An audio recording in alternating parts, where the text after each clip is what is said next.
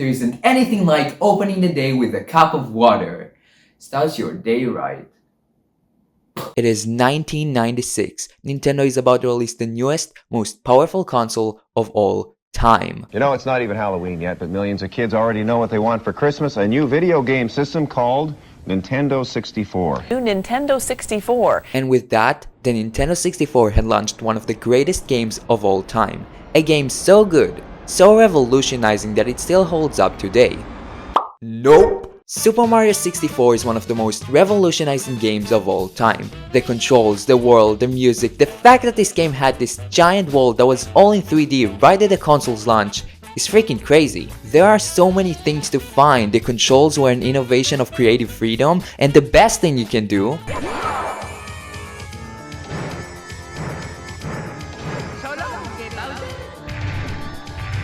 Now this is the game of my dreams. Super Mario 64 is one of the best games of all time, which you know what that means? We need more. Why when there is a game that passes the 97 score on Metacritic has to be copied 10,000 times? Like wow, when you grade an impressive game, I just can't wait for the gacha ripoff. Now some of these games were actually pretty good, while others not so much, but even then most of these games were just fine. None of these were even close to being as good as Super Mario 64, and that says a lot of things about this game. Many people had questioned if we are even gonna see anything like this. Hell, I don't even think there will be anything as innovative as Super Mario 64. Oh, just you wait and see. 4 years later at Nintendo Space World 2000, Nintendo revealed their new console, the GameCube. Oh, this was it. This was Nintendo's big moment to show the next 3D Mario game. No? Okay.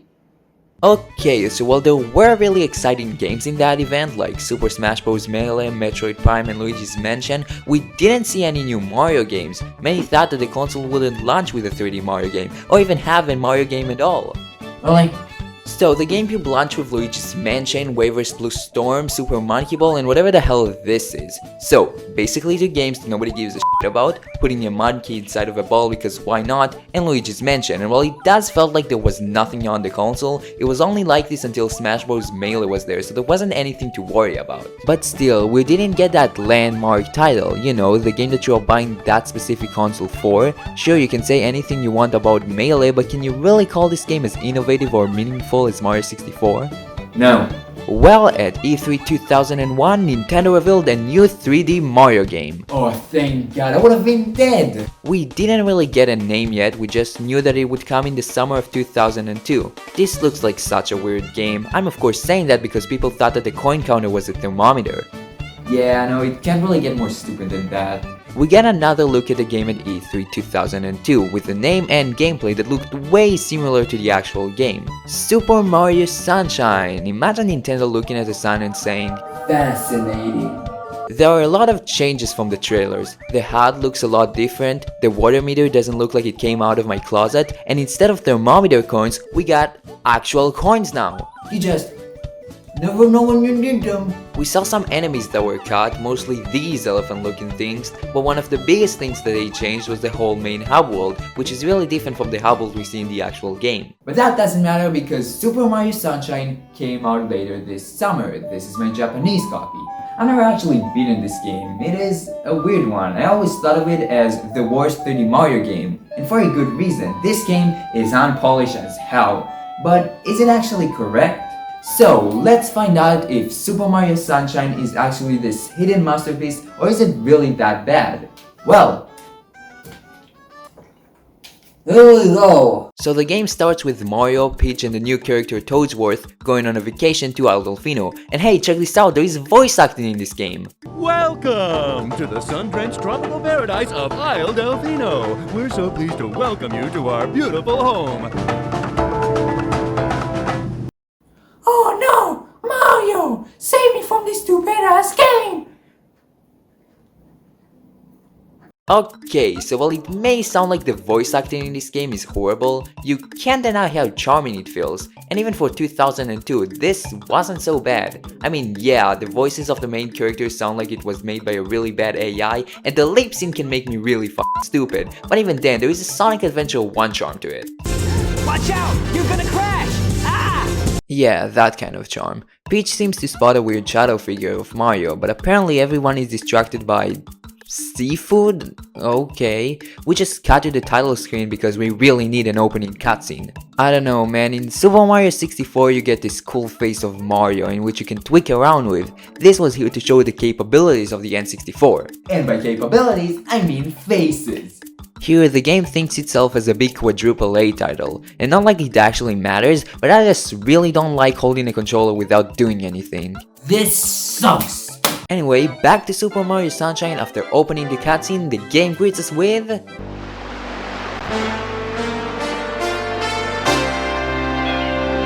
Super Mario Sunshine! Woohoo! Well, now you know I was right. Into the save select. This is my old save file. I stopped in the middle of the game at 39 shine sprites. Why did I do that? Life was just too hard. Look at this. Options. Whoops. Bye-bye. Okay, let's stop messing around with the damn save select string. Let's see what makes this game so great. Slash abysmal, it can go both ways. So after the plane got to Delfino Plaza, apparently the whole place got way too much graffiti because someone is painting the whole place. And I gotta say, I have no idea who it is. So after talking to Peach, we start the game and ew, the camera in this game sucks. You're not just supposed to use this shit of a stick, but the whole camera is inverted. But even then, it's still better than 64's camera. In this game you half the time can't see what's going on. This area introduces you to the controls and the general movement of Mario. The developers really took a lot of things that worked in Super Mario 64 and made them even better here. Mario is so easy to control in this game. He is so fast and so smooth it makes Mario 64 sluggish. In the case of moves you can perform, most of them are returning from 64. The triple jump returns while being way easier to use, and check what I can do with the dive. Okay, now we're back in business. Moves that didn't return are the punch, the kicks, the long jump, the backflip, and whatever the hell this is. You can also do a spin jump, which just looks weird, but the biggest new addition to the game is FLUDD, which is a short term from Flash Liquidizer Ultra Dosing Device.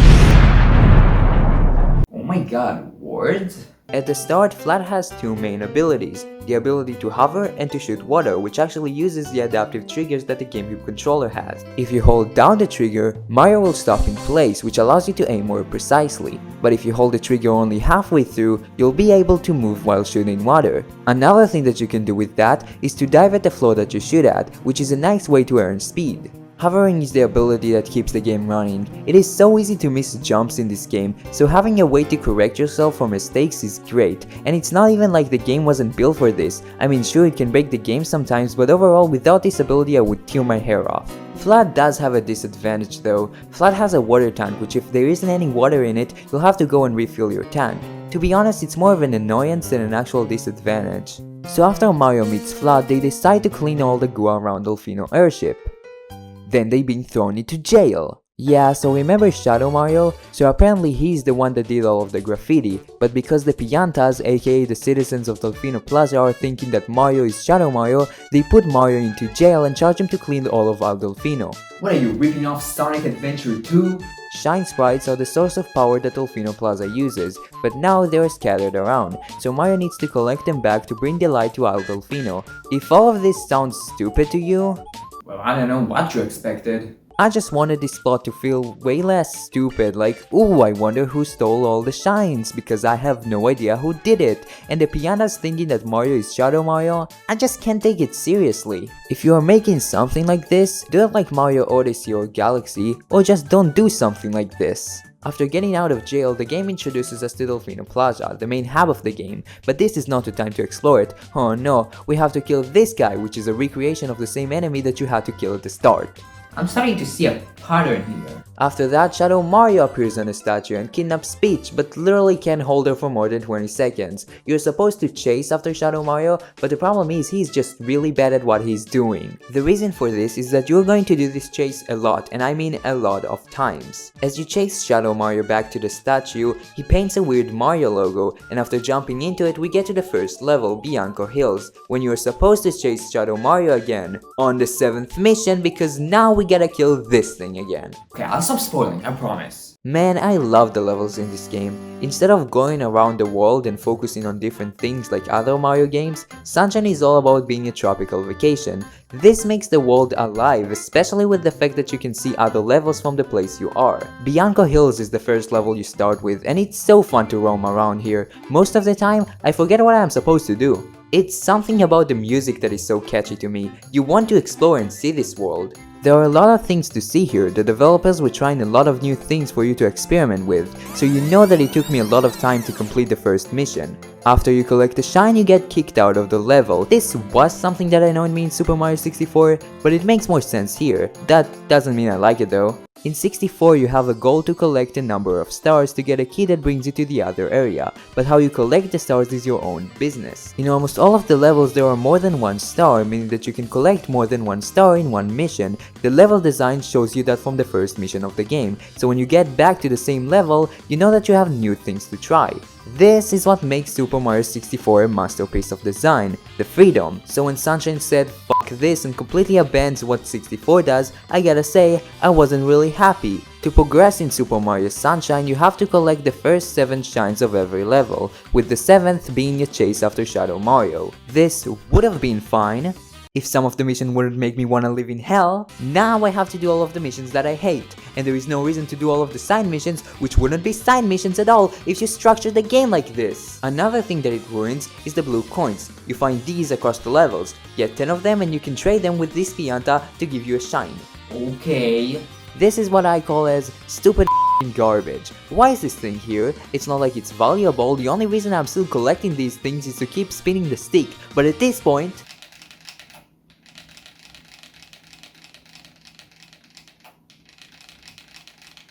I am so satisfied. there are also hidden shines in every level. I actually didn't know about them until I found one in Noki Bay. Don't blame me, it's not like you need them to progress. The only thing that this way of progression enhances the gameplay is making the missions feel more like a story, with how each shine cleans or fixes something up in the area. For example, in Pinna Park Mission 4, you need to make all of the sunflowers happy, which makes more sunflowers grow. If you come back to this area, you'll see that all of the sunflowers are still there. Look, this is cool and all, but you really don't have to ruin the progression system just for that. Anyway, the hub world, the place that you go from level to level. Super Mario 64 had Peach's Castle, one of the most iconic hub worlds of all time. You can practice the controls and the moves that Mario can perform and explore the area a little bit. It also helps that the only thing that you can hear in this area is the sound of the wind and the birds in the background. Going to Delfino Plaza in Sunshine, this is the first time that you can actually see this place. So, let's explore this place for a few minutes and go back to the next mission. Alright, let's get to the next level. Okay, let's be honest here. Delfino Plaza is one of the best hub worlds in any Mario game. Hell, I'll even say it's one of the best hub worlds in any video game. There are so many things to see here, all of the different secrets, so many things to find, there are so many NPCs to talk to, and with Mario's moveset, you got one of the best hub worlds of all time. The game also looks great in almost everything. It's so beautiful to look at, from the models to the textures to the environment. When people are talking about how they miss how old games look, this is what they are talking about. And don't even get me started on the water. Nintendo knows how to make water looks great, but they knocked this one out of the goddamn park. The water literally has whole ass reflections. This is 2002. Yeah, I don't think you have any water reflections. Back to, well, the actual game, it's time for the second mission of Bianco Hills. This time we have to climb the tower to get to P.D. Piranha, just for him to crush the both of us back down. What a waste. The fight with him is nearly identical to the ones before him, except for the fact that now he spits on you. And there are also millions of these f***ers that their only job is to make my day worse. And the fact that it took me 10 minutes and I died. I don't like this thing. Most of the boss is ruined by the fact that PD always spins around, so when you want to hit him, he turns to the other side, and those wannabe cockroaches always hit you, so it's just an annoying fight. After you beat him, Rico Harbor will be available, but before we go there, let's finish with Bianco Hills first. Mission 3 involves going to this cave to see what makes the place so dirty. Shadow Mario appears again, only this time taking FLUDD. Thank you, asshole. This is where you get to the secret levels. They are supposed to be a test of your skills, although for some reason FLUDD isn't with you. Controlling Mario without FLUDD, how could I describe it? I mean, it's doable. Okay, I'm not gonna say that this is the most horrible thing ever. It's where you get to these precise platforming when it gets questionable. You will miss your jumps here, lots and lots and lots of times. And with FLUDD not being here to correct your mistakes, not having any checkpoints and everything is on a bottomless pits, these sections aren't that good.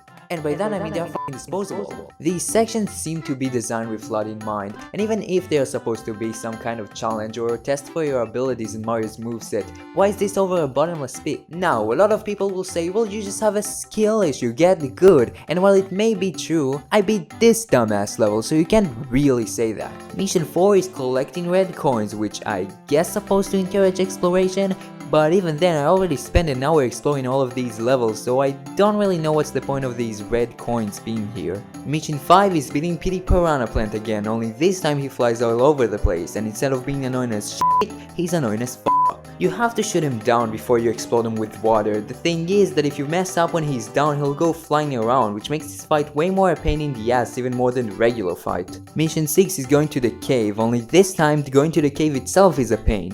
All of the water is dirty, meaning that you need to use the lily pads to get through. Not like you actually have to do it, of course. What I just did is hovering over the logs near the cave. This is what I like about the level design of these games. The freedom, when the game says that you have to do something one way, when actually you have multiple ways. This is something that I would love to say about the obstacle courses, but you know where this is going. To hell. It is in Mission 7 when we are actually chasing Shadow Mario, which is literally the same chase with Peach. Rico Harbor is the next level, and I gotta say I really like what it tries to do. This is supposed to be, well, the harbor of Delfino Plaza. Never in my life did I think how fun it is to explore a place like this. The music just tells you to go while still having that tropical feel of the game.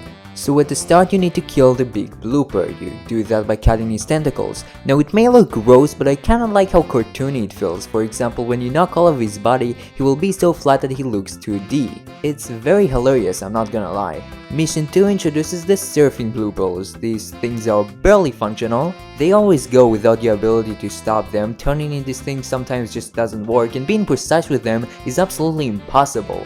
Now, thankfully that's not what we are facing. Oh no, this will come later. Heading to this cave will lead us to a race, when we need to get to the goal under 45 seconds. Every time that I complete the race, I'll have less than a second spare. The time limit is so strict that you need to do everything perfectly. You also have no idea what your time limit is. The only thing that you know is if you were too slow. Another really weird thing in this level is that when you die you are sent back to the start of the race, but if you finish the race too slowly, you get kicked out of the whole level. Have you ever seen the dumbass bloopers? They probably made all the sense around here.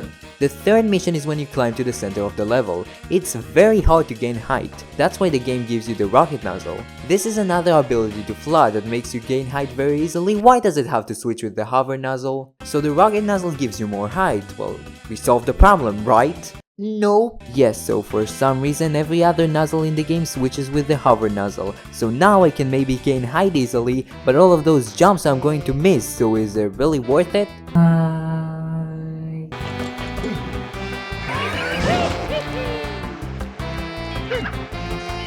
Yeah, I don't really think so. In Mission 4 you get to the tower. I did a spin jump to get to a nearby platform. This is another time when Shadow Mario steals FLUDD. The obstacle course feels ironically iconic for some reason. I really don't know why I feel like this. Maybe it's because of the remake on this level in Galaxy 2, even though that will be a really stupid reason, or because it's just so simple. I really don't know why I'm feeling like this. I mean, it's not like the level is good here. In Mission 5, Blooper returns.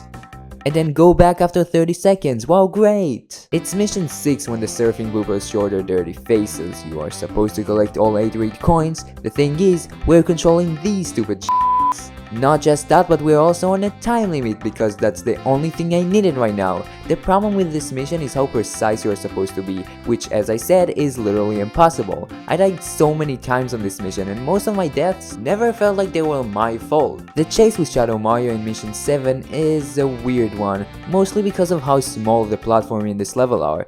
After you collect 15 shines, the third level Pinna Park will be open. I love that the way you get to Pinna Park is simply by launching out of the cannon. Pinna Park has two main areas, the beach area and the actual park area.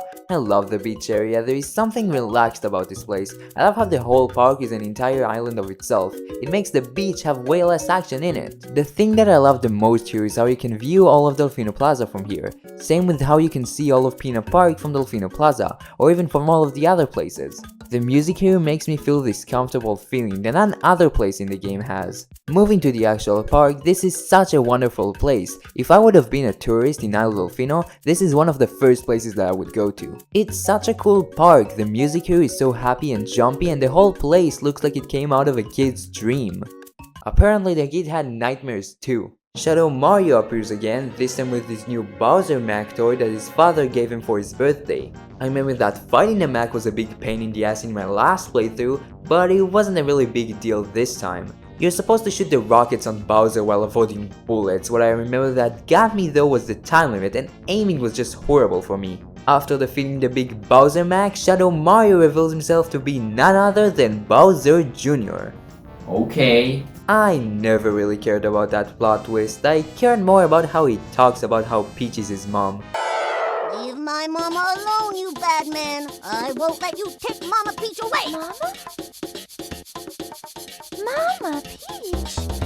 I'm your mama? Yeah, Papa told me all about it.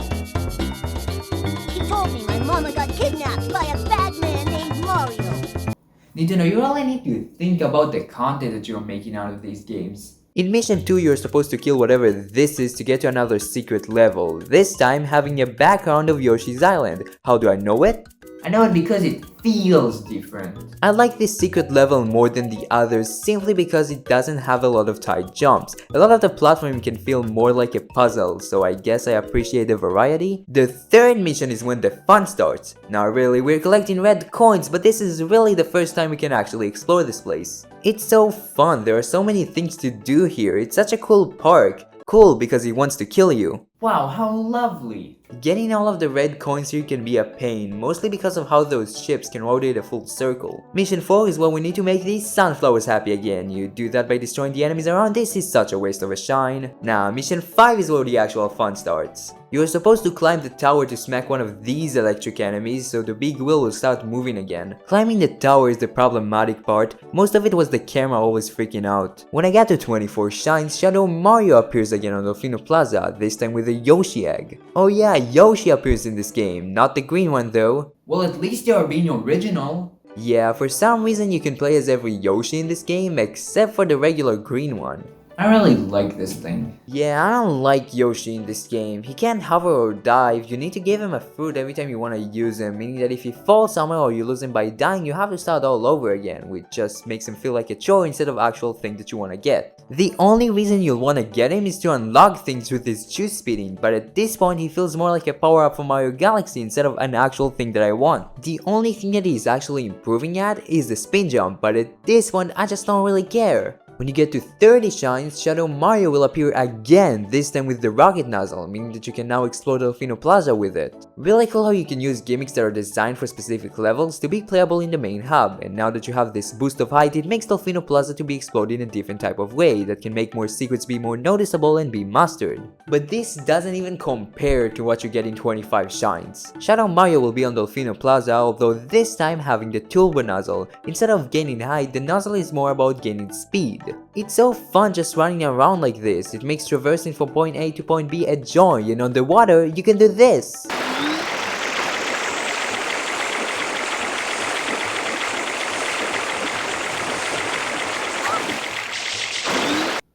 This is f***ing awesome. What sucks about the turbo nozzle is how underused it is, and I get it. The only thing that you are doing here is stopping in place and going fast. There is not much you can do with this. It's not like an expansion to your moveset like the hover nozzle, it's literally just a go fast button, but even this won't deny how fun it is to use. Going back to Pinna Park, Mission 6 is where all things get fuzzy. It's kinda like the whole game, but still. It's another secret stage, but what's weird about this one is how you get to it. You need to bring an orange Yoshi to the broken spot on the roller coaster. There isn't any transition, it's just do this specific thing on this specific spot and bam, you're there. It just feels unnatural. The secret level itself isn't good either. It's mostly just moving blocks in a bunch of auto-scrollers with very few jumps in between. We get the regular Shadow Mario chasing in Mission 7 and moving on to the next level, Gelato Beach.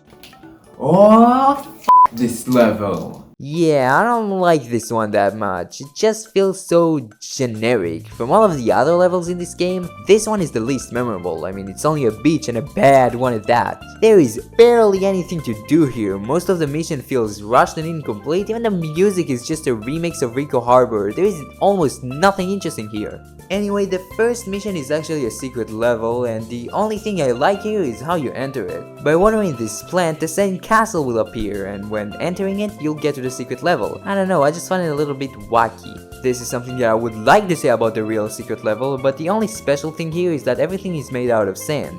It means that if you touch one of the sand blocks, they will disappear, but other than that, there's just nothing special here. The only thing you do in Mission 2 is slamming all of the enemies out of the panels. It can be really satisfying watching all of them flying around, but at the end of the day, that's the only thing you're gonna do. I guess it's cool how you can see the reflections on the panels, but I already gushed about this part. We need to kill the big Wiggler in Mission 3. It's a fine boss, mostly on the boring side. We need to water the planets exactly when Wiggler goes near them. Waiting can be, well, I mean, it's waiting. It sucks. But slamming Wiggler when he's on his back is so satisfying. Mission 4 is the beloved Sandbearer. Beloved for being hated. This thing f***ing sucks. There is nothing fun here. You got generic and boring backgrounds, generic and boring music, a super slow autoscroller with barely anything to do, and the worst of all, way too far between checkpoints. You need to collect all 7 red coins from the bird, with the final one being at the top of the tower. But don't be a fool, this isn't an easy climb. The bird shifts itself all the time, so you have to be in places that won't make you fall. The real challenge begins when the bird literally rotates itself 90 degrees, so now you need to be on the few blocks that you can actually stand on. But remember, you gotta be careful when it rotates itself back so you won't fall to your doom and start this stupid long shit all over again. This is undoubtedly one of the worst stages of the game. Well, now I just gotta race with the Running Man from Ocarina of Time. So while it may not seem like it, in Mission 5 we need to race, and I hope I pronounce it right, Piantissimo, although let's be honest, this is the Running Man from Ocarina of Time. The race with him is alright, it can be a little bit close, but it really depends on how you use your moveset, which I really appreciate. Mission 6 is more red coins, this time being near the corral. Outside of that, I have nothing to say here, so let's just move on. Shadow Mario is actually very challenging here, he always jumps around, making him hard to follow. The next level is Noki Bay. The way you get to this level is kind of a throwback to Mario 64. You have to look up at the light in the center of Delfino Plaza. I gotta say, this stage is amazing. It has such a relaxing music, so many different views, and the place is so alive. It's apparently where the Nokis live. I guess they are supposed to be some kind of turtles or maybe ladybugs, but to be honest, I have really no idea. You'll climb the waterfall in the first mission. This is a really good introduction. The higher you get, the more beautiful the views become. It makes so much more impact on you. Even in other missions, I kept climbing this waterfall. Mission 2 takes you to a lower area. You need to get to this tomb where the Shine Sprite is. You do that by uncovering this big ass wall that leads to loads of different secret areas. It's so satisfying to see when you water this tiny spot, the whole wall just comes out. It makes me feel really badass. In Mission 3, Mario will shrink into a microscopic level to enter this water bottle. Saying it out loud makes me feel weird, but it's Mario Sunshine, that's the whole point. We get to this minigame that feels more like we are in space than inside of a water bottle. You have to collect all of the red coins, but Mario is always falling, although FLUDD is here to help you gain height. Turning will be the most noticeable problem, it feels really stiff. The whole controls aren't my type of cake, but from what you need to do, it's not worth complaining. Mission 4 is when things get stupid. This time, instead of collecting red coins, you need to defeat this eel. The eel's personality is a wannabe piece of shit. You have to clean all of his dirty teeth. It can be a little stiff here and there, but I don't really know how much those clunky controls were designed for something like this, but even then it's more annoying than actually hard. Another race with Piantissimo in mission 5, this one was super easy, I cleared it in 20 seconds and then Piantissimo came 30 seconds later. The only secret level here is in mission 6. This one is okay, it's mostly about wall jumps, but there can be a lot of weird things here, like this wall that has no platforms after it, so you gotta be super precise unless you fall off. After chasing Mario for the 667th time, we are on to Pianta Village. You get to this one by rocket boosting over the big shine tower, in which you'll see a pipe that'll get you right there. This level is really weird, the shape of it is literally just a square, meaning traversing in this place can feel really weird. I am not kidding that you can get lost here, and it's not even a big place, it just looks so symmetrical that when you explore one side of it, all of the other side look the same. What I do like about this place is how there is a day and night cycle. Not literally, the time of day changes depending on which mission you are, but it's still a cool touch. Weird that this is the only level that got this though. In the first mission, you need to kill all of the chain chomps around the places. You just need to launch them into the water and you'll be fine. To be honest, this mission feels more like a chore instead of an actual fun mission. The race with Piantissimo in mission 2 can be a bit challenging. I did this close dive at the end, which without it I would have been dead. I got stuck on my last playthrough in mission 3. The whole place is covered in lava and Shadow Mario just had to steal FLUDD again. You need to traverse throughout the underground and find a way that leads you to FLUDD. Mission 4 is exactly the same as Mission 1, but this time it's on a big ass chain chomp. Because you gotta do chores twice. And guess what? Because Mission 5 is even worse. You need to get Yoshi to the underground so you can unlock the secret level. Basically, that means that you have to get to the center where all the foods are, get back to Yoshi, get into the underground, and unlock the secret level. So I need to do all of that when I can literally just get to the underground by myself without Yoshi. But guess what? This is supposed to be the fun part. Don't even get me started on the actual secret level.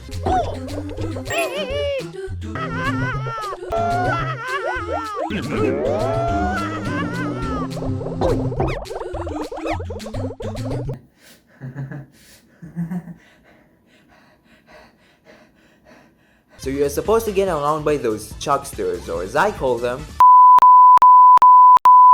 they'll start throwing you around every time you get near them. Now, if by dear god they actually throw you when you want them to, congratulations, you're pretty damn lucky. But 90% of the time they'll just fuck you right over. I mean, look at this bullshit. And the worst part is that every time you get a game over, you have to start right at the beginning and get Yoshi again. I died so many times that I started to grind lives for 20 minutes. Just for me to beat it first try right after. But don't worry, because I have another bullshit level to present. Meet the Pachinko machine, one of the secret levels in Delfino Plaza. You get to this one by waiting on the boat to get under the bridge. Waiting for the boat can be a bit draining, but that's not even compared to the actual level.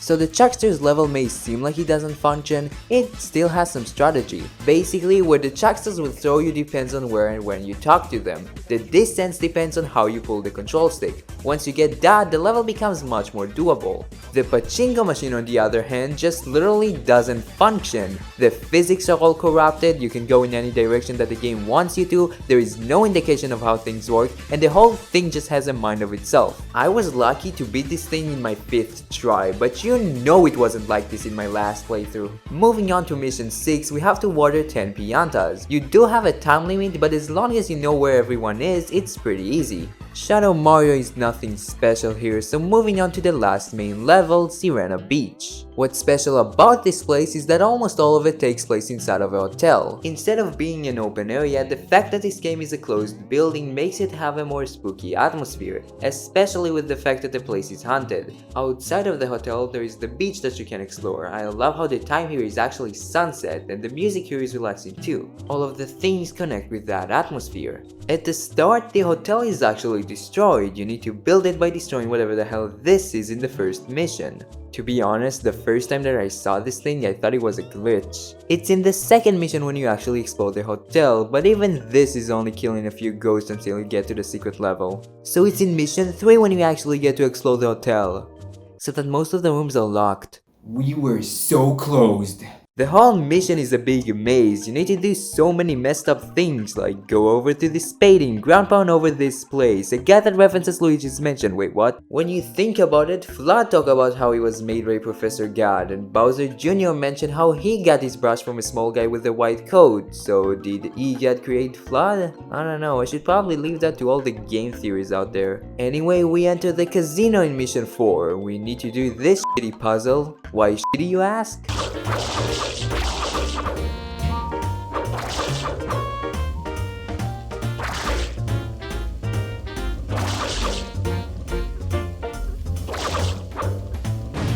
Mission 5 is the fight with King Boo. A lot of people don't like this one. I guess it's because how luck based it is, but even then it's not the worst thing out there. Ending off with a chase after Shadow Mario in the 7th mission. And these were all the levels of Super Mario Sunshine. Most of them I liked, some of them kind of flopped, and when I mean they flopped, they f***ing stink. But the thing that really shines here is the exploration, you know, doing all of those different things and playing with the moveset. That was the most fun I got from this game. We've got one more final level. After returning to Delfino Plaza, you'll see that Shadow Mario had fled to where he kidnapped Peach, unlocking the final level, Corona Mountain. Yeah, so if any of you asked, they saved the worst for last. First of all, it's literally just a linear obstacle without any exploration. Second, the platforming here isn't even that good. You start with this super simple platforming when you need to get to those platforms before all of the spikes come. This isn't the worst thing ever, just time your jumps correctly. The real deal comes from this section. You have to guide this boat while avoiding all of the obstacles. This is almost impossible. The controls don't work here. When you spray water from one direction, this boat can just go wherever it wants to, bumping into something meaning an instant death, and if you die you go back to the start of the f***ing level because you don't need any checkpoints. Why would you? What are you, a dumbass?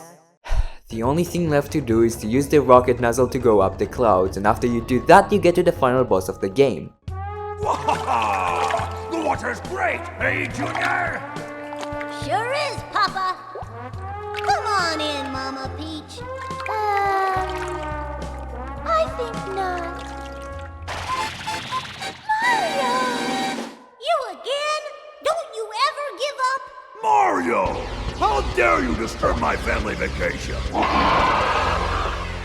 Man, the voice acting got through the roof. This is the only time that we actually see Bowser, and man, it's always entertaining to see Bowser talk. The real boss is nothing special, just ground pound all of the side spots and the path will be broken, and with that Super Mario Sunshine is beaten. So overall, I liked Super Mario Sunshine. While it may have a lot of things that I didn't like in it, you can't deny how much experimentation the developers did with it, which I really appreciate. Super Mario Sunshine gets a 9 out of 10. While being a great game, there are some things that holds it back. Is it as revolutionizing as Mario 64? No, and I'll still think that Melee is the landmark title of the GameCube. This is no doubt the worst 3D Mario game, but even then, other consoles would dread to have a game like this. I finished this water bottle near the end. I gotta say, I really liked it. Liked it so much that I wanna see what Nintendo puts in it. No worry, I got the Super Mario Sunshine manual in here. Let's find out. This thing tells you everything.